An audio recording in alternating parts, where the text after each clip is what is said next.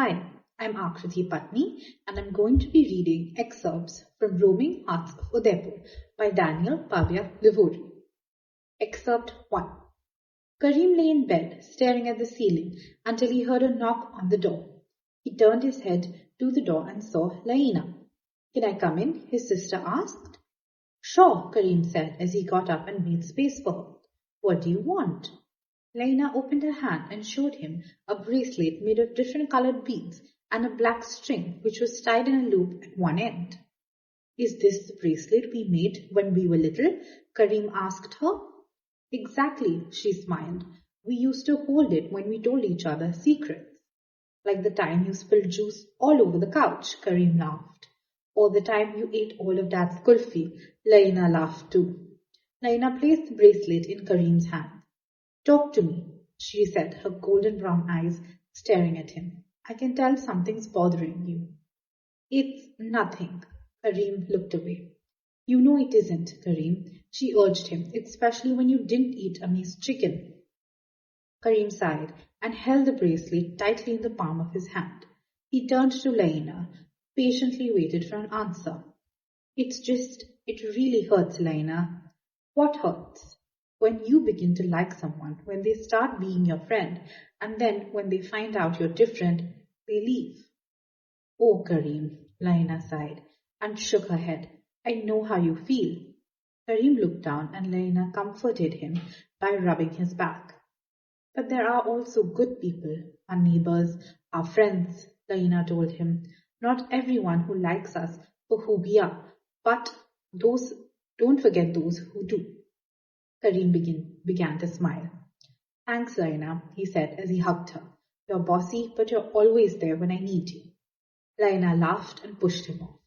But seriously, he said, thanks. Excerpt 2. Karim, Nahase whispered. Karim woke up to his brother's anxious face. He felt a sharp pain in his arms as Nahase shook him, still tired from rock climbing the other day. What time is it, Nahase? He yawned. The sun's barely up yet. I want to see the sunrise, pleaded Nahase.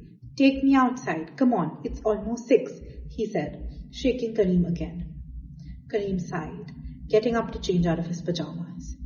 Fine, but put on a jacket. The boys walked out quietly, careful not to wake up their sister, and proceeded towards the ground floor. The view outside the hotel was breathtaking. The large snowy mountains looked dark as the sun rose behind them. The sky was magical, splashed with shades of yellow and pink, the clouds wearing magenta auras. Karim didn't hesitate to take photos and took one of his brother standing by the fence that guarded people against a sharp, steep cliff edge. The sun appeared behind the wide mountain valleys, starting off a bright new day. The fresh morning air carried the calming song of birds. While Nahase quickly ran up inside to use the bathroom, Karim took notice of other people who were enjoying the view. There were only a handful of them, but one girl in particular caught his eye. She wore a knee-length white and gold anarkali salwar suit. She looked familiar, but he couldn't put his finger on it. Karim leaned against the fence, appreciating the rays of the morning sun ascending, until snap! Part of the fence broke, tipping him over the cliff's edge. The world spun around him, and in that split second, he was about to fall headfirst down the mountain. Excerpt 3. She bent down to look at a bunch of beautiful flowers. One of the flowers had a caterpillar on its leaf, munching away at it. She was disgusted by the little thing, but Karim adored her naivety. Can you believe something like this caterpillar will become a beautiful butterfly someday? Asked Karim, fascinated. You may think it's ugly now. Nature has its mysterious ways. Karim's thoughts forced Amara to take a look at the caterpillar again. This time she wasn't disgusted, but rather guilty for what she had felt. This flower would look beautiful in your hair, complimented Karim.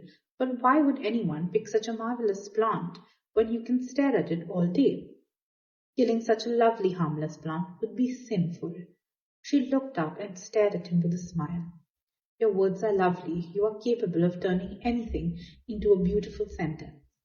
They looked into each other's eyes for a few seconds, feeling isolated. Karim's heart beat faster as Amara leaned in slowly. The hair on his neck stood up, his arm covered in goosebumps.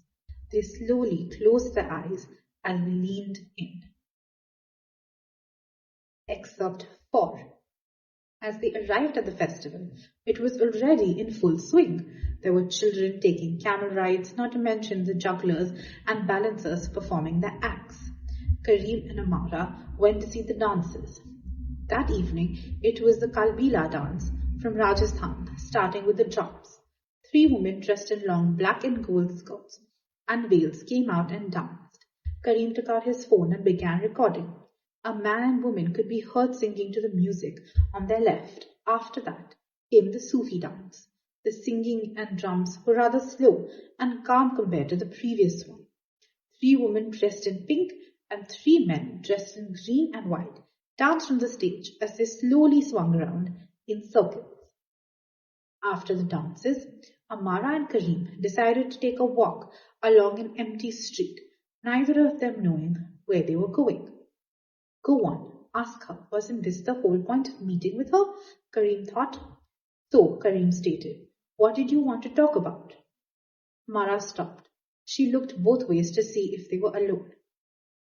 My father, she whispered. He got into an accident. Is he okay now?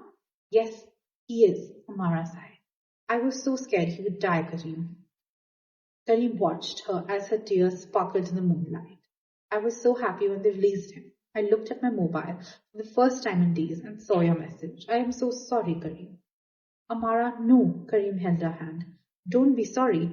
You were scared. You were stressed. It's fine. The two hugged. Amara cried, flooding his shirt with her tears. He held her warm body, wanting this moment to last forever. Why shouldn't it? He thought to himself. Have you ever taken a risk, Amara? He asked, trying to think of the right words to say.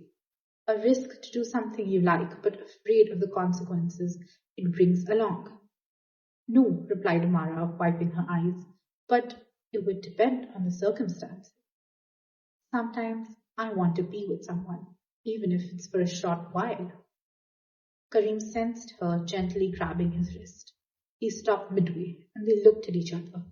Karim, I know, she assured him with a kind smile, and I would love nothing more. To read the remaining of the story and to read the entire book of The Roaming Hearts of Udaipur, please download the Saga Fiction app from Google Play Store, now available worldwide.